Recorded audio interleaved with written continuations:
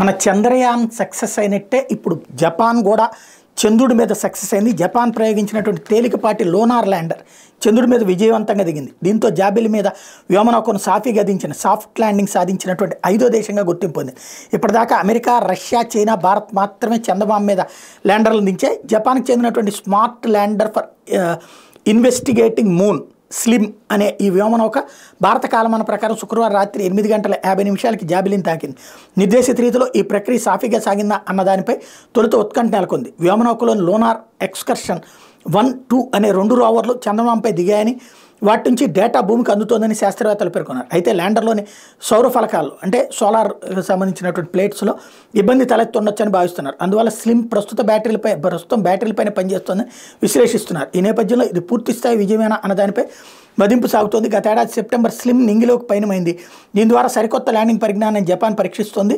అనుకున్న ప్రాంతంలో అత్యంత ఖచ్చితత్వంతో దిగడానికి ఈ సాంకేతికత తోడ్పడుతుంది. ఈ టెక్నాలజీ సాఫీగా పనిచేసిందా, నిర్దేశిత ప్రాంతంలోని వ్యోమనౌక దిగిందా అన్నది ఇంకా వెల్లడి కాలేదు.